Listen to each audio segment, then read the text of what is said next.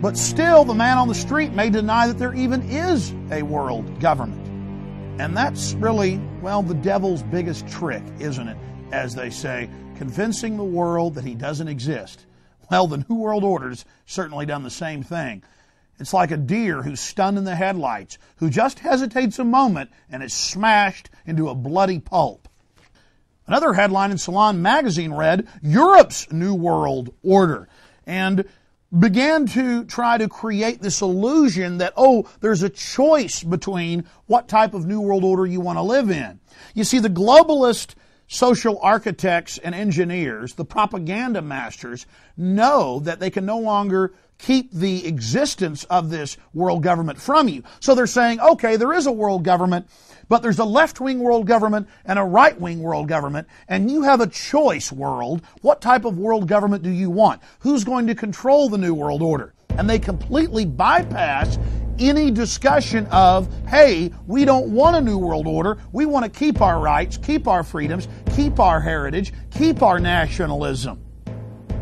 So think about that. 5 years ago, there isn't a New World Order. You're a kook to talk about it. You shouldn't get involved in it. You shouldn't discuss it.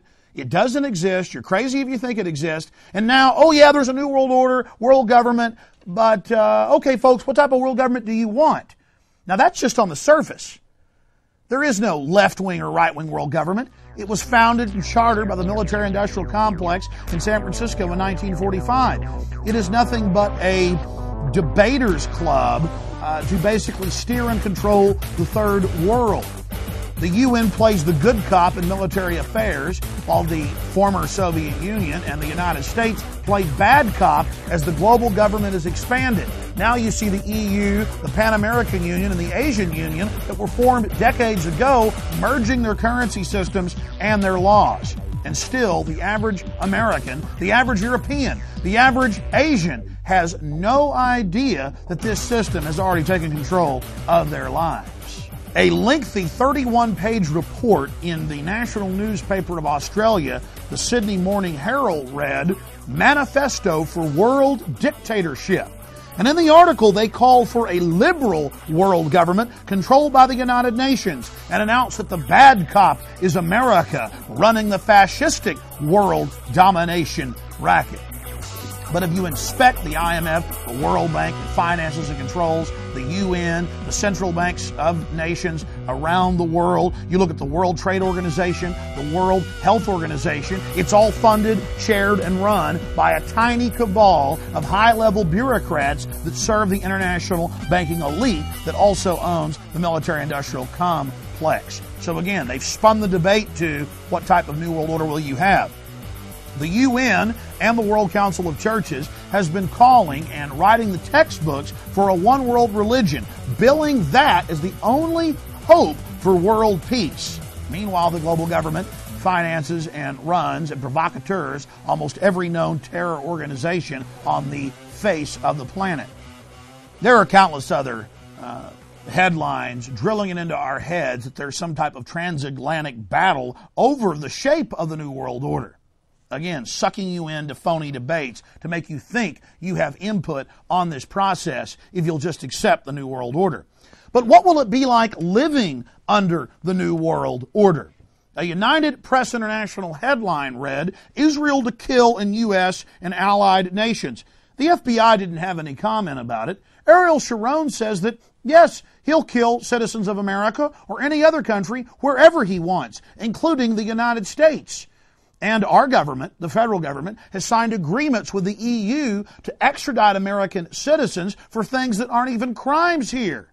Thought crimes, namely criticizing the EU, or any of their policies is now considered xenophobic.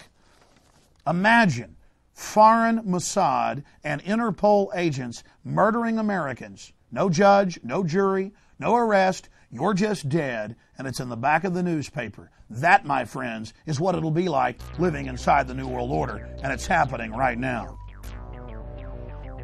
We see CEOs, we see leaders from Mexico, the U.S., Canada, Chile, calling for getting rid of our borders, merging our social security systems and our police and military, Deals have already been signed in late 2002 for, quote, Mexican and Canadian troops to deal with American terrorists and for peacekeeping. My friends, peacekeeping is the disarmament and enslavement of the people. The New World Order also allows European Union-controlled and financed corporations to buy up critical government services like waste, water, and electricity. Privatization isn't private at all. It is simply a partnership between select corporations that act more like organized crime rings or modern pirates allied with government, bringing you this tyranny. An important area of New World Order documents, because the globalists communicate with each other on a routine basis, and their writings are public, though they're not distributed widely or talked about in the mainstream controlled press that is there to distract our attention away from issues of real substance. The Project for a New American Century, founded in 1997, was run by Dick Cheney, Jeb Bush, Wolfowitz, and, of course, Secretary of Defense Donald Rumsfeld. And the Project for a New American Century called for a New World Order in its writings that can be viewed at their website. They said that there needed to be a, quote, Pearl Harbor event to speed up the New World Order and to get the American people behind a national draft and behind a war of aggression against 62 countries, a war that Bush has said will last generations. In fact, in one statement, he said 100 plus years. They went on to say that Saddam Hussein, this is in a 2000 dossier they wrote up, a 2000 battle plan, that Saddam Hussein wasn't a threat, but that he provided a convenient pretext to get the oil in Iraq. But understand, the invasion of Iraq was also not just about the 3 to 5 trillion in oil or the 1.7 to 1.9 trillion occupation cost of Iraq over the next 5 years.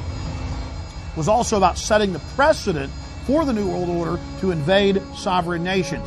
And if you think there's some rift between Bush and the UN, Bush and Blair have already announced that the UN will control the oil, the trillions of dollars of oil that the Iraqi people truly own. So again, playing good cop, bad cop, and we have them on the record saying, think about this, that they were going to go after Iraq, they needed a Pearl Harbor event to get the American people behind it.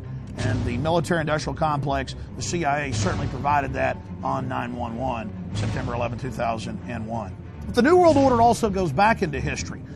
They orchestrated World War I, and they've bragged about it. And they tried to get their League of Nations, the first UN. When that failed, they needed a bigger war. And they certainly generated that with their asset, Adolf Hitler, who